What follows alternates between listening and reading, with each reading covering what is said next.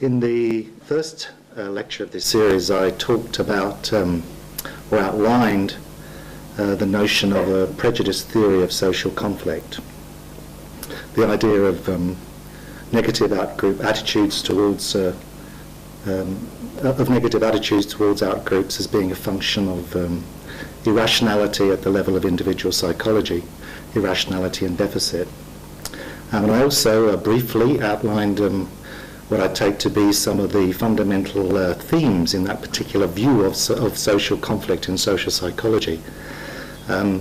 Those themes or ideas, some of you were here, I hope. I don't know how many, but those themes there were essentially about four I talked about. There were really about three. You can divide them up in different kinds of ways. The first idea was the notion that we can explain outgroup hostility and antagonism more or less directly as a function of something called the prejudiced personality, and that was the notion, the assertion, the theme that I discussed in detail last week. The second kind of idea is the notion that there are general, meaning individual psychological processes, motivational or cognitive, which are in some sense purely psychologically defined, and once triggered, automatically and inevitably tend to produce outgroup hostility. These are regarded as irrational precisely because the whole sequence is defined in purely individual psychological terms. The sequence is not supposed to be mediated by social factors, by the social meaning of any intergroup relationship. And it's this kind of idea that I'm going to start to discuss today. The other theme, I'm going to discuss it today and also next week, as I'll explain in a second, because it has various aspects. The other kind of theme, which I hope I may get round to talking about a bit next week, but I'm not going to do it this week, is the idea that I refer to as mindless socialization. That people acquire negative outgroup attitudes as a function of a process of learning in socialization, which is relatively uncritical and even unconscious, and these attitudes hang on as residues of the past, rather than because they play any contemporary rational social function. So let me start with the second idea, and I'll say it again, and then I'm going to illustrate it. It's this notion that there are general motivational or cognitive processes which one can conceptualize in relatively pure individual psychological terms, which, once triggered by some stimulus, some event, some state, purely psychologically defined, automatically and inevitably produces a hostile or negative outgroup attitude. Because the process is purely psychological and individual psychological, and therefore unaffected by the social meaning of any intergroup relationship, of any social understanding of the relationship between in-group and out-group, it's inherently an irrational process. And indeed, in many respects, it can even be seen almost as socially meaningless or haphazard. That's quite abstract. Let me now give you the three important examples of this. I think in both classic and contemporary work, I think the notions what I would see as the most important examples of this. The first, which I mentioned again in the very first lecture, the absolutely classic example, the frustration-aggression theory, or frustration-aggression displacement theory. A more accurate way of thinking about it for my purposes is the displacement theory of scapegoating. This is the notion, which goes back to Freudian psychodynamics, but was developed particularly in the 30s by Dollard and his colleagues, is the idea that for all kinds of reasons people develop frustrations. These frustrations tend to produce an automatic instigation to aggress, and yet under conditions where the aggression cannot be directed against the real target, the real cause of the frustration, because either it may be unknown or because the real cause of the frustration is too dangerous, too powerful or unavailable, then nevertheless the instigation to aggress continues to build up. The drive to aggress continues to build up, and at some point it has to spill over. It has to be displaced. It has to go somewhere. And it goes almost in a haphazard way on some other target, some group who are not the cause of the frustration. So inherent in this notion, this frustration, aggression, displacement, the frustration automatically and inevitably produces aggression, and where the aggression cannot be directed rationally against the cause, it must go somewhere, becomes obviously an irrational psychological account of scapegoating. And that idea is still widely current. I said a displacement theory of scapegoating, and I'll come back to that because I'm not going to deny that scapegoating exists. Scapegoating in a political and historical sense almost certainly exists. The question is whether this irrational psychodynamic mechanism is an adequate account of it. That's the question I'm going to address. But that's one example. A second example, which again is almost older than the frustration aggression theory, the whole notion of stereotyping. The whole idea of stereotyping of categorising of people into groups, of seeing people as relatively similar within groups and different from others. The whole notion that stereotyping as an inherently, in principle, invalid process of perception, which again you'll find in every textbook, and indeed you'll hear in the contemporary media almost on a daily basis if you listen to the right programs. Stereotyping as an inherently invalid process. Why then do we stereotype?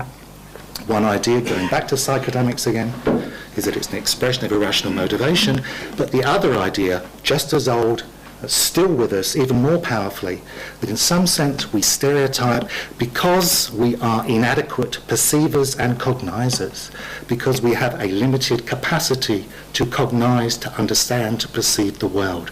The world, the argument goes, is inherently individual. Inherently individual. People are unique individuals. But this is complex. It's too much for us because we are inadequate as information processors, because we have problems in understanding and dealing with all the complexity of the world. We have to find shortcuts. We have to find heuristics. We have to find ways of oversimplifying, overgeneralizing. We categorize. We treat people as more similar to each other than they really are. And in the contemporary form, particularly this idea goes back to 22, Walter Lippmann, cognitive simplicity. In a contemporary form, we have that in a very strong and succinct notion that precisely because we are limited in our capacity to process information, that under conditions in which we are subjected to intense cognitive load, that our mental resources for understanding the world are being used up. That, we're really confronted with problems, with difficulties. We're put under strain. Under those kinds of conditions, stereotyping is likely to be enhanced. Either one's more likely directly to apply a stereotype or to activate a stereotype. And indeed, there are experiments which seem to show and present the process in that kind of an automatic way, in that kind of an individual psychological way. Take a perceiver, subject them to cognitive load, for example, give them a memory task, and under the same conditions, apparently their stereotyping goes up. Inherently irrational, of course. If the only reason that you're seeing people as members of groups is because your cognitive system is being put under strain, there's nothing socially rational about that. Second kind of idea. That idea is a really very fundamental one. It goes back, I think I said right at the beginning, to one of Gordon Allport's fundamental arguments for the whole irrationality of prejudice. I'm not going to discuss that one today. I'm going to discuss that one next week, but it's an example of the general individual psychological process. The third example, which has also been around a long time, but actually again has become a much more powerful idea in the last 30 years, is the notion of group formation and ethnocentrism. That inherent in human group formation, inherent in human psychological group formation, is some fundamental, inevitable and automatic tendency to ethnocentrism, ethnocentric hostility, tendencies to favour one's own group against other groups, to discriminate against out-groups in favour of in-groups. That notion, in its oldest form, is sometimes referred to as the idea of the universal syndrome of ethnocentrism, the notion that every human group is in some sense ethnocentric, sees itself as better than others. In the more recent forms, there are two more recent forms, both of which are closely related. One is the notion of in-group identification, to the degree that any particular individual psychologically identifies with some in-group, one should be able to find a tendency for them to derogate a range of out-groups, to see the in-group as more superior to a range of out-groups, as a fundamental expression of this tendency to identify. The argument goes, apparently in the service of some kind of need for self-esteem. For us to feel good about ourselves, we must see our group as good, and therefore we must tend to see all other groups as bad. The other example is slightly more experimental, but they're actually related, as we'll see as we go on. This is the notion of social categorisation again, but now not so much social categorisation in terms of stereotyping, perceiving other people, but social categorisation of oneself and others into in-group and out-group. The research paradigm, which is very, very widely cited, the research was first done by Henri Tajfel and his colleagues in 1971, is often called the minimal group paradigm. The kind of example goes, it's not the only example, but it goes something like this. You take a collection of individuals, and the first experiments, they were schoolboys. Schoolboys from the same school, from the same class. In fact, they were teenage English schoolboys. You divide these children into two distinct groups on the basis of some completely trivial or flimsy criterion. Maybe whether they like this abstract painter or that abstract painter. Or maybe you divide them on a completely explicitly random basis by the toss of a coin. You divide them into one group as opposed to another group. You then give them another task to do with how they make decisions or how they rate people in this group as opposed to that group. And you tell them even that this group, they've been assigned to this group membership simply for reasons of convenience, for reasons of administration. The groups themselves have no meaning as defined by the experimenter. There's no interaction, there are no goals. Which group you're in is completely anonymous. All a person knows is, I'm in this group, group X, not in that group, group Y. Right? There's no other similarity, no fate, no objective, no history, nothing which normally makes a group membership meaningful, nothing which relates to anything we conventionally think of as has to do with intergroup discrimination. But nevertheless, you see what happens, and what you find consistently is that people will tend, in their decisions and in their ratings, to favour their own group over the other group. As I said, whether or not, even though self-interest isn't involved, and they don't know who they're favouring, all you might get is person number 53, a member of group X, person number 85, a member of group Y, and you get this consistent tendency to favour in-group over out-group. As I said, not just in decisions, but also in ratings. Who's more pleasant? You say the group members who are in your group are more pleasant. Okay? That finding, by the way, has been replicated absolutely endlessly. There's no question about the finding. The question is what it means. And one of the things it's been used to argue for is this notion that fundamentally inherent in group formation is this kind of ethnocentric tendency automatically as a function of the fact that you form a psychological group. That's the third example that's used to argue for this general kind of idea of individual psychological processes, cognitive load, frustration, identifying with a group, which automatically and inevitably produce out-group prejudice in some fashion. Okay.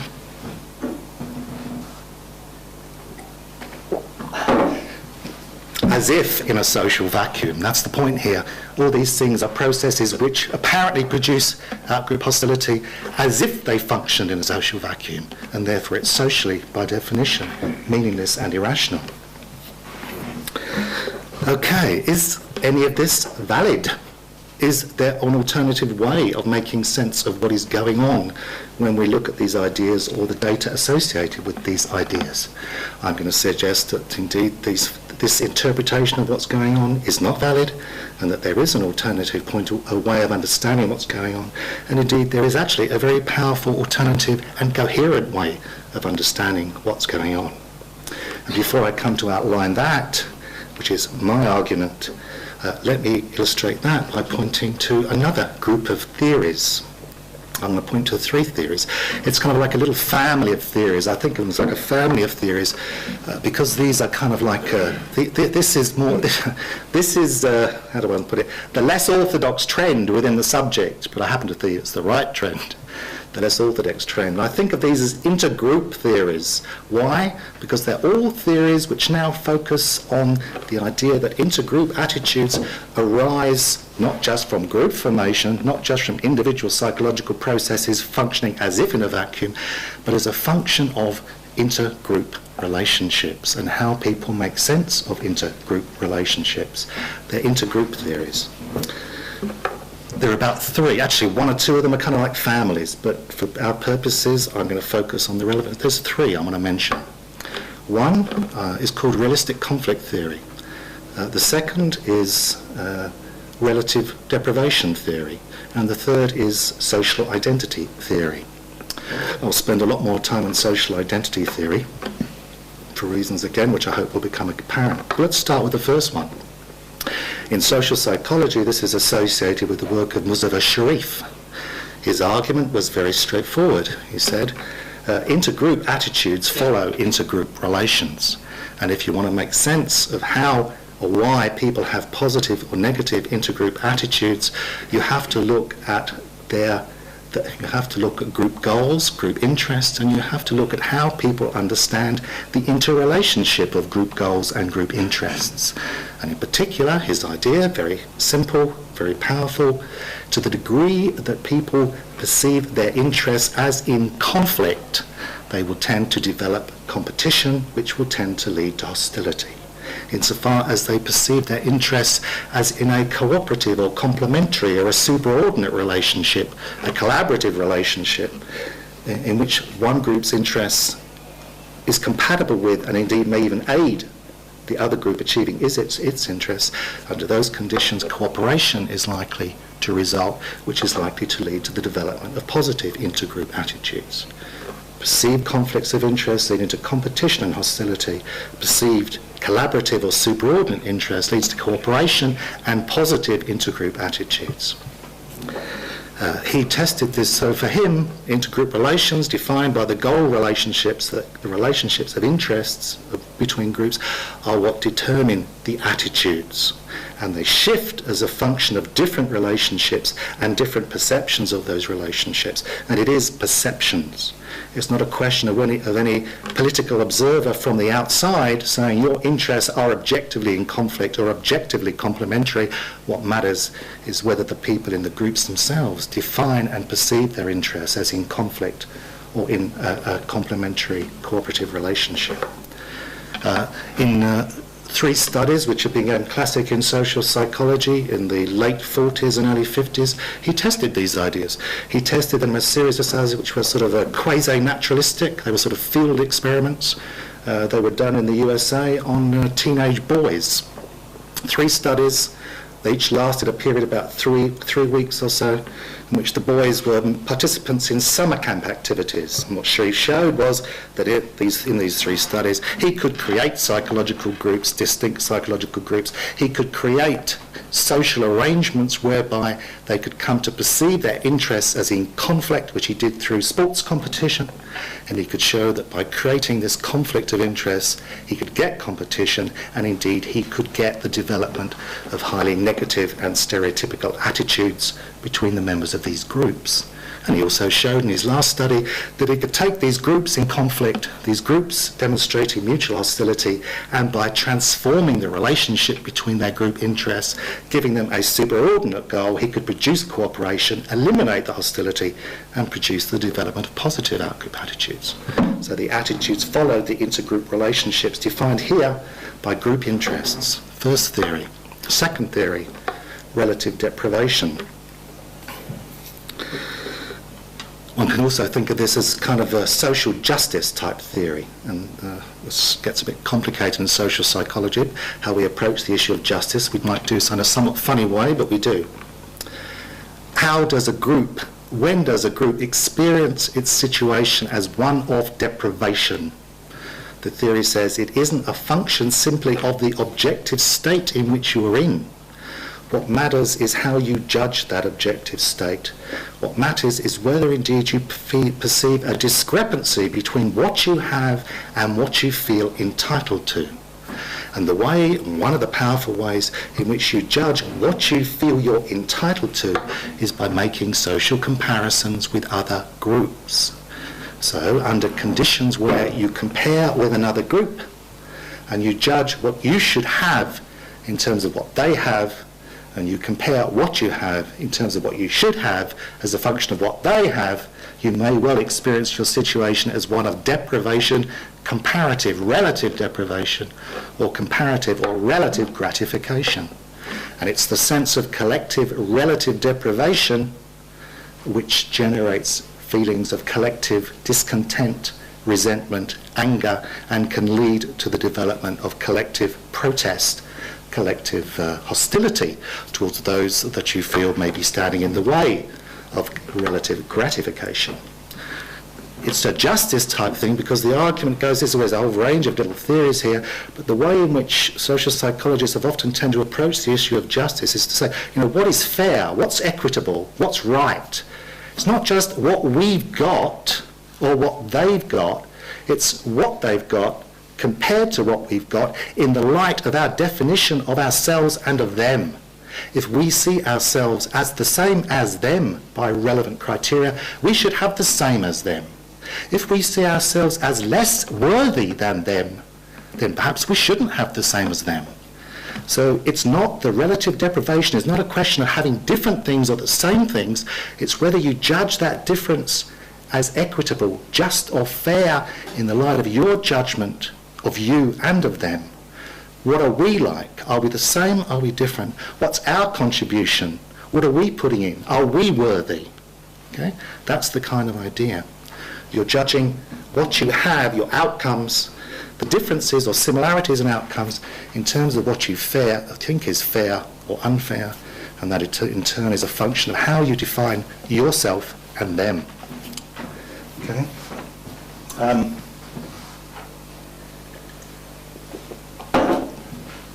Let me illustrate that one. Very straightforward, really. There's lots of examples. I'm talking here about something that Runciman called fraternalistic relative deprivation, whether you're comparing your group with other groups, not just comparing you as an individual with other people. It's fraternalistic relative deprivation, comparisons between groups that's fundamental here to the experience of collective resentment, discontent, and to the generation of collective action. A study done by Dominic Abrams in Scotland. You ask Scots people, how much do Scots workers earn, how much do English workers earn? How well off is Scotland compared to England? And what you find is the more they think that the English earn more than them, that the English are doing better than them, and yet they identify strongly with Scotland and they think that's unfair, the more likely they are to support the Scottish National Party. Straightforward. Same thing in Quebec. This is work done by some French-Canadian psychologists, so they'd almost certainly call themselves Quebecois. You ask francophones what they think about how much francophones earn compared to English speakers in Quebec. And what you find is to the degree that they perceive the English speakers to be earning more, to the degree they perceive that as unfair, and indeed to the degree that they identify strongly with Quebec, which accentuates these things, the more likely they are to support the Quebec nationalist movement. So it's the experience of collective relative deprivation which makes you resentful, angry, leads to collective attempts to do things. Actually, a study done by Michael Wenzel, who's not here, I see, but never mind, who's at the ANU. He looked at East Germans and West Germans after unification, or during it looked over, I think, over a year period. If you get East Germans and East Germans and you ask them, are you happy with your situation vis-a-vis the West Germans? Are you getting what you think you're entitled to? Or do you think that actually East Germans should be getting a little bit more, bullshit's the wrong word in the context of East Germany, a little bit more aggressive, right? And what do you find? It's not just the degree to which you see yourself as an East German, it's the degree to which you compare yourself as an East German with West German in terms of being German. If we're German, we should be having the same as those West Germans. And of course we're not. And so you have more resentment, more activity, more endorsement of social protest. So that's relative deprivation theory. Now we come to social identity theory. which is somewhat more complex. By the same token, I think it makes certain points more powerfully. This is a theory which I worked with Henri Tajfel in developing. And interestingly enough, paradoxically, it actually began with the kind of paradigm I described at the beginning, the minimal group paradigm. But whereas Henri Tajfel and myself and others took one way, in a sense, the field, in many respects, tended to interpret the data in a different way. And we'll come back to that. Social identity theory. This has three elements to it, three basic sort of components to it. The first component one can think of as, in a sense, an analysis of collective motivation, analysis of collective psychology. Tajfel argues here, people in society categorize themselves into groups. They have social identities. They define themselves in terms of social category memberships to make sense of their social location, to orientate themselves to society, to understand where and what they are in society. Because they define themselves in terms of group memberships, in terms of these social identities, they seek to evaluate themselves in terms of these social identities. The way in which you evaluate a group membership is by comparing it with another group. Just like the way you evaluate yourself as an individual is by comparing yourself with other individuals. Because we have a desire to evaluate ourselves positively and a desire to evaluate the groups with which we identify positively, then this tendency to make comparisons leads to a drive, a motive for what he called positive distinctiveness, positive group distinctiveness. You want to compare favourably with other groups, okay? Insofar as you define yourself in terms of a category, evaluate yourself in terms of a category, by making comparisons between groups, you want to compare yourself favourably with them. Okay? And he called this a need for positive social identity. You have a need for positive social identity, which in some sense we achieve by seeking and maintaining and enhancing the positive distinctiveness of our own groups compared to other groups. You can see the link already to the thing I've said before. The difference is, for Tajfel, this was only one element in the theory, and the other two elements were absolutely fundamental and indispensable. The two other elements. First, one, he called the idea of an interpersonal, intergroup continuum. If you were here last week, it's easier to think of it in terms of the notion, one could think of it as the notion that under certain kinds of conditions one behaves as an individual in relation to other individuals. At other times one behaves as a group member in relation to other group members. In the language of last week's Self Categorisation Theory, it's this idea that sometimes we define ourselves in terms of personal identities and individual differences and act on those terms. Sometimes we define ourselves in terms of social identities, in terms of intergroup differences and act in those terms.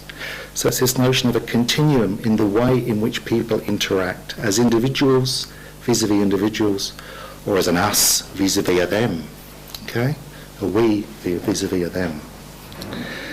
This idea, for Tajfel, this kind of continuum had a couple of functions in the theory. One was to try and explain the kinds of conditions under which this need for positive social identity can be.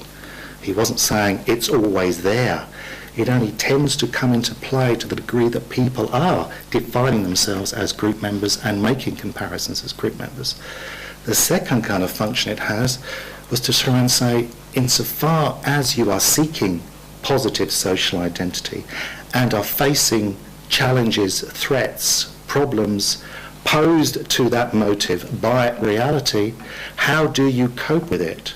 Are you more likely to react to those challenges as an individual or as a group member?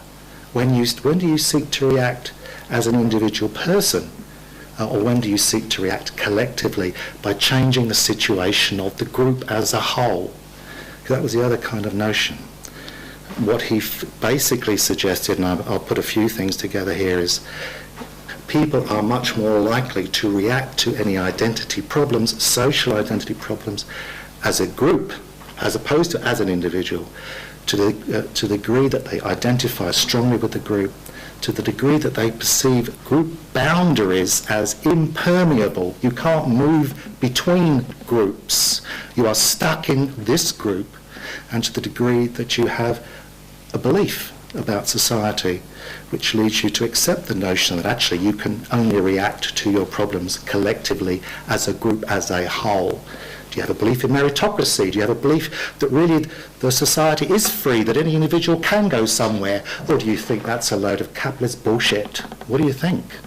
That kind of notion. So he's saying ideological factors, psychological factors, but also your perception about group boundaries in whatever the immediate social situation, all these things were relevant to whether you tried to deal with your identity problems as an individual by moving as an individual, or as a group by acting and getting the group as a whole to act.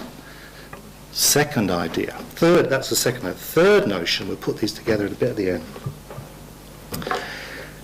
He didn't say, okay, groups now always seek to be better than any other. What he used the analysis of collective psychology to do was to say, now let's look at reality. Let's look at societies in which groups are divided up and stratified, in which there are differences between groups in terms of power, in terms of wealth, in terms of status, which there are some groups at the top and some groups at the bottom. In terms of collective psychology, we can use this analysis of collective psychology to try and make sense of the various kinds of identity challenges or problems your position in this kind of a social system is going to create for you. We can also start to use this analysis to specify the different kinds of ways you can cope with the problems posed by any particular location in this social situation. In fact, we can put all these things together.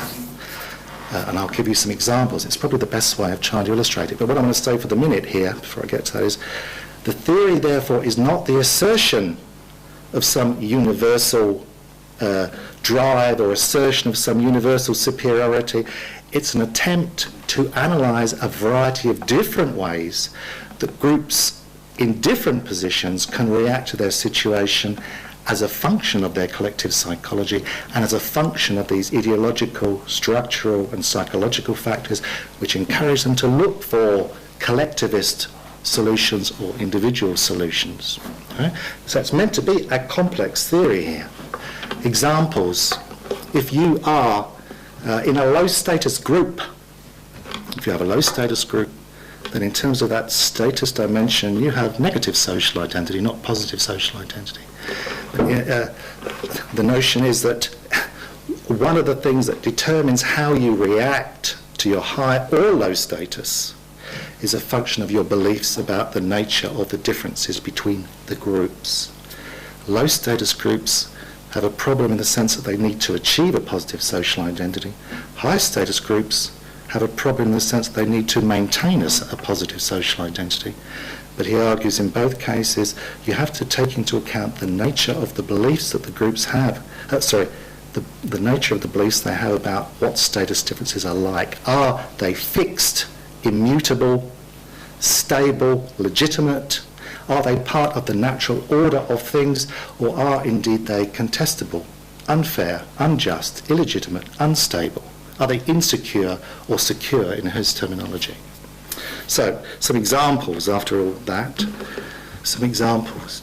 If you're a member of a low status group that believes that your inferiority on some status dimension is legitimate and stable, and also that you believe that group boundaries are permeable, that you can move freely between them, you're not likely to seek positive distinctiveness directly on that status dimension. Indeed, you're not likely to in any way assert your difference or superiority vis-à-vis the high status group. You're likely to accept its superiority, but as an individual, you're likely to disidentify with your low status group and seek to move up. Okay? One example. If you are a member of a low status group that sees your inferiority as legitimate and stable, but believes that group boundaries are impermeable, that you as an individual can't move up, again, if it's legitimate and stable, you're not likely to seek to challenge the high status group on that dimension. But what you may well tend to do is to look for alternative kind of ways of finding a positive social identity. We called this the social creativity option. You can do various things. You can start to compare, not with them, but with them. You can say, we may not be as good as them, but we're better than them. You can look to change your reference group, your outgroup for comparison. Or you can start to accentuate different kinds of dimensions from those directly relevant to the status dimension. We may not be as competent, but we're an awful lot nicer. We may not be rich, but we are spiritual. You can do that. Or you can start, of course, to change the actual values of the dimensions. We may not be white, but black is beautiful. You can do those kinds of things. These kinds of things are ways of finding an alternative positivity as a group, but they do not challenge the status quo in terms of the status dimensions, but they can give you positive social identity in alternative ways.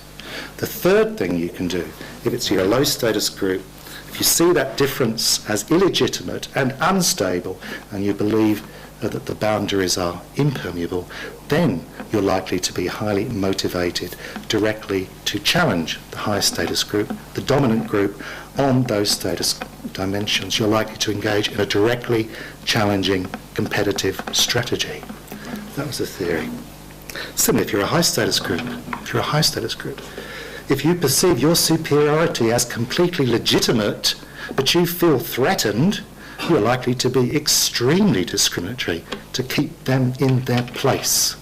If, on the other hand, you feel that your superiority is unstable and perhaps even illegitimate, well, now you may either want to abandon that status dimension and look for other ways of being superior, or indeed you may seek to find other ways of being superior to bolster and make legitimate that initial superiority.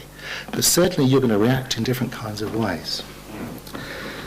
All right, let me try and put all that together here. The theory is trying to show that how groups in the pursuit of a positive social identity can adopt a whole variety of different strategies, a varied collection of strategies, which is a complex function of where they are, high or low, of what they believe about the nature of the differences between them, legitimate or illegitimate, stable or unstable, and what they believe about the nature of group boundaries and of the social system. Complex set of ideas. Evidence, again, actually, about 25 years now, and I think there is a mass of evidence in favour of this kind of an analysis. There are issues to do with the detail of specification, but if you take the absolutely three fundamental empirical things it says, you find the evidence is very, very solid.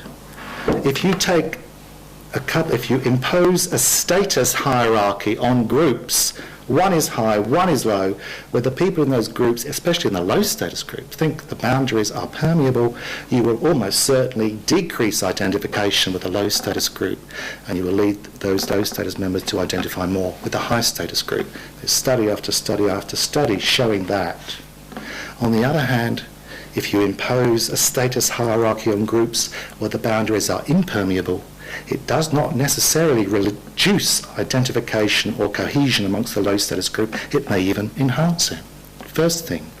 Second idea, we find again in study after study, the degree to which a subordinate group or a low status group, the degree to which the members actually do identify with that group is an absolutely powerful predictor, a direct predictor under appropriate conditions of whether they are likely to act collectively to put their subordination right, whether they're likely to act collectively to change things to achieve a positive identity.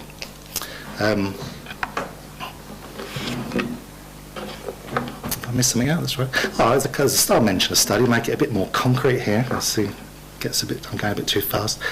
On the first one, this is a study again done by a Canadian, Steve Wright and his colleagues. They simply looked at people who, this is an experiment, So you've got a collection of people here who are told that if they perform well on a task, they've got an opportunity of joining this much higher status group, which is a very advantaged group. There's a lot more money involved. It's a much nicer place to be.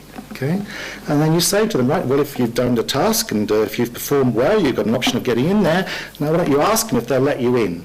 And then what you manipulate and experiment is the degree to which and how the high status group says, no, you can't come in, or whether you can come in.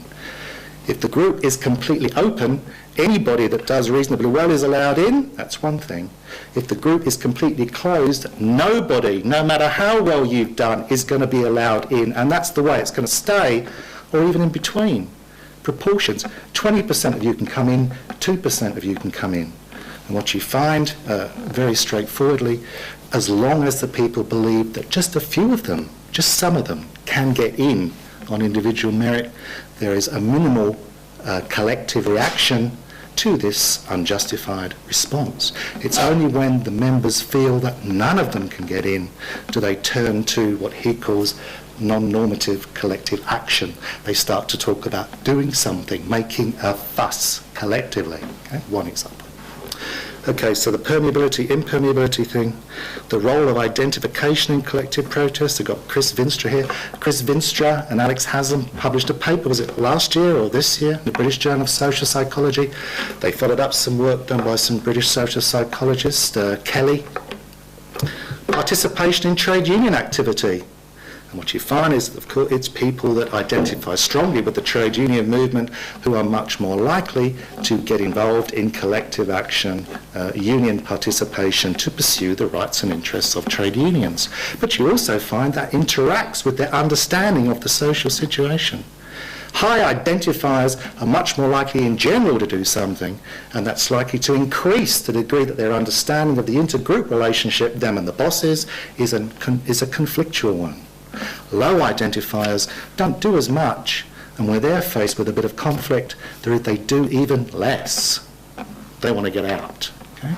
That's one of many studies. Identification does tend to predict powerfully the degree to which you act collectively. And the third empirical notion, this business of the perceived nature of status differences, again, I think there's study after study after study showing that whether high or low status groups see their differences between them as legitimate and stable, or illegitimate and unstable, is a very powerful predictor of the degree to which they will either engage directly in discriminatory or competitive strategies or find alternative ways of dealing with their identity problems. A study I did with Rupert Brown way back in the 70s manipulated all these things orthogonally: high status, low status, illegitimacy of the status relationship for both high and low, stability, instability of the status relationship. Can you change it or not, high and low? In general, you'll find if you create a consensual status system, the high status group quite naturally will say, yeah, in general, we're better than them. That's what you've just told them. But what you find is the low status group will tend to say, yes, they're better than us. But as you move towards a situation in which it's both illegitimate and unstable, they stop saying that and start to say, no, we're as good or better than you. High status group. So we find the greatest assertion of positive distinctiveness, the greatest assertion of in-group favoritism, if you like, for the low status groups, comes where they see their position as both illegitimate and unstable. The high status groups, the greatest assertion of your superiority comes when you see your position as legitimate but unstable. Where you start to see it as illegitimate as well as unstable, you start to look for alternative ways in which you can say we're better than you. Alternative ways, not direct ways directly related to the status difference. Okay, let me try and put all that together now and give you a much more I hope a much more straightforward expression of what I'm saying. And this is all three theories, because it's the same idea in all three theories. Intergroup attitudes are highly varied, and indeed they are highly variable. And they always vary as a function of an interplay between people's collective psychology as group members, the social structure of intergroup relationships, and people's collective beliefs, theories, understandings of the nature of those intergroup relationships. So it's people's collective psychology as group members, not individual psychology. It's collective psychology always within a social structure, always within a context of differing intergroup relationships, not in a social vacuum. And it's always a function of that interplay as mediated by people's collective understandings of that intergroup relationship, what it means to them, how they understand it, how they see themselves, how they see the others. It's always those three things that predict intergroup attitudes, never individual psychology in a social vacuum. If you think of Shuri, I should also, that notion not only gives us a way of putting these theories together, it also starts to show us the bridges between them, because it's not a case of one of these theories is better than the other. To me, I think it's clear they're all at work, and the real issue is something that's been happening over the last 10 years, but somewhere where it's very important we move much more consciously, is to understand how all these processes are interrelated, and indeed they are. If you want to know how people are defining their interests, you must know how they define themselves. As a function of how they define themselves and the content of that identity, that shapes the way they perceive their interests. And that in turn affects, of course, whether you perceive your interests as cooperative or competitive. If you define yourself as trade unionist versus manager, you may well experience competitive interests. If you define yourself member of the ANSEC company versus somebody else, workers and managers may see their interests as cooperative. How you define your self collectively shapes the way you define your interests and therefore your understanding of intergroup relationships. The degree to which you start to assert in some way a positive group identity, even if you're a subordinate group, is going to change whether you experience your situation as gratifying or depriving. It's going to change your beliefs about your entitlements, about whether what you're getting is fair. Where you compare outcomes between us and them, you may think it's fair so long as you accept they're better than us. Those slave owners are better than us. Right? But once you start to say, no, we're as good as them, it changes your experience, and what was now fair becomes experienced as injustice, a source of resentment, and indeed collective action. Vice versa too, of course. Conflicting interests play a role in the ways in which people define themselves as this group as opposed to that group. They're one of the fundamental ways where people are experiencing conflictual relationships, which enhances identification within groups, and processes to do with the experience of injustice, whether you think you've got reasonable outcomes, whether you think that we're being treated fairly, because after all, it's not just what we get. We should be treated fairly. If we're all Australians, we should all be treated as Australians.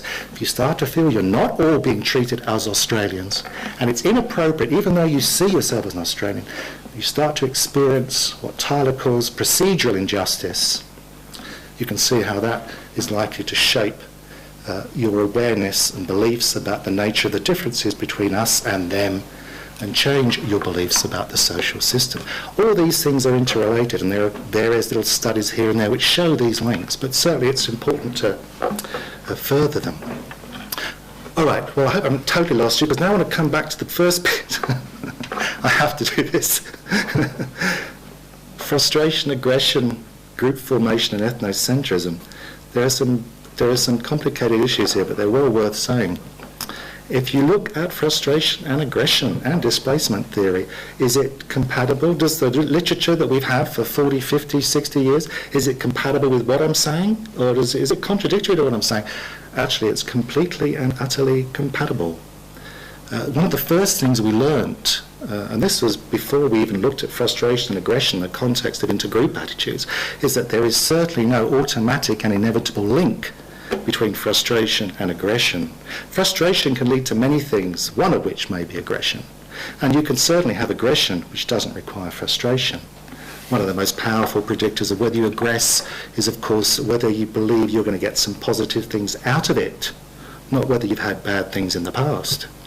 So there's no automatic link between frustration and aggression.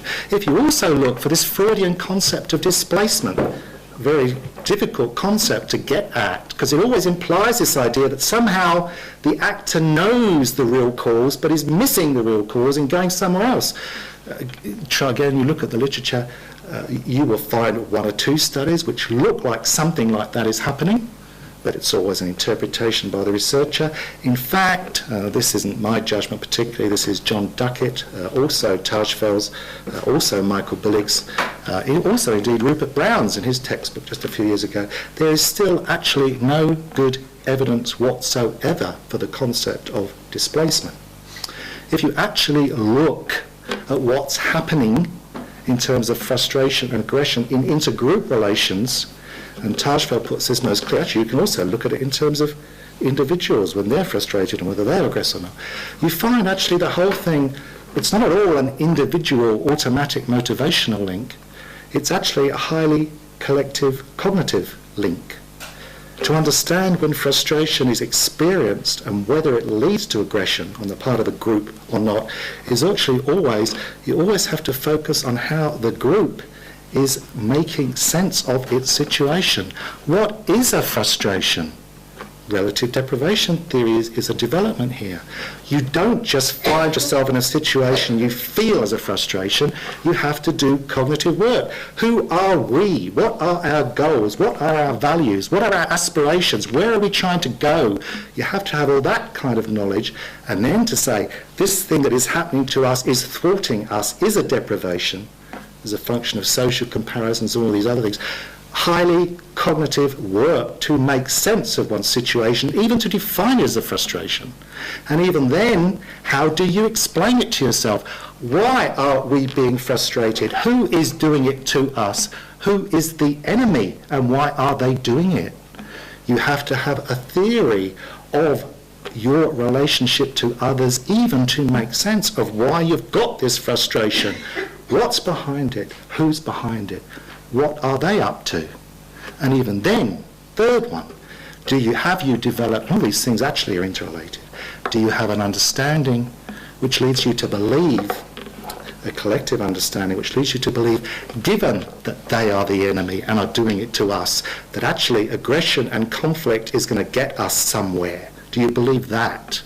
That's Tajfel's analysis here. To understand how this frustration, aggression thing can work as a theory of collective behaviour, you have to understand that all of this is highly cognitively motivated. So it's the very opposite of the Freudian thing. The aggression isn't happening because people don't really know what's going on. They've just got to go somewhere. It's happening actually because they're putting an awful lot of work into understanding who they are, where they're going, what's happening to them, and what they can do about it. They're actually thinking. You may disagree with the theory, but it's nevertheless a theory, a function of collective understanding, not just collective confusion and irrationality. And of course, if you look at scapegoating, what do?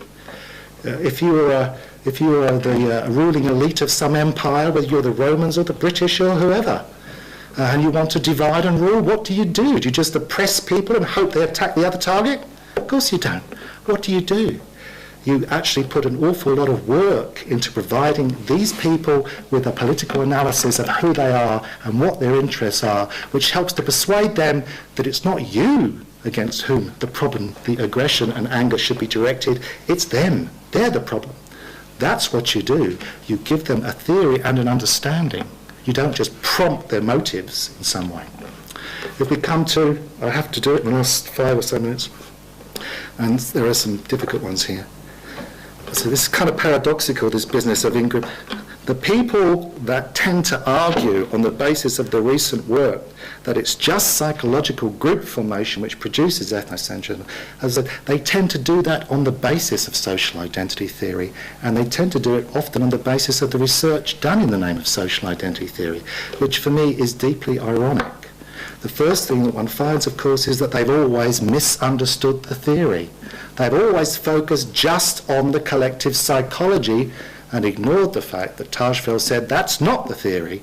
The theory is collective psychology in the social structure as a function of collective understanding. That's the theory.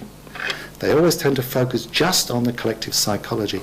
And then they pick out some one single factor, like self-esteem or identification or social categorization. And they say that causes it.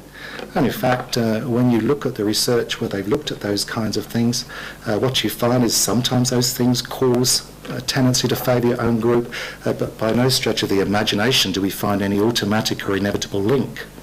On the contrary, it's where you find people in the literature who say social identity theory is wrong. They're the people who've tested this vulgarised simple form and found that's wrong, which to me is an argument for social identity theory, not an argument against it. There are lots of other kinds of issues too. Is positive distinctiveness the same as hostility and derogation? No, it's not. Saying you're better is not at all the same as saying that you're against somebody or antagonistic to somebody.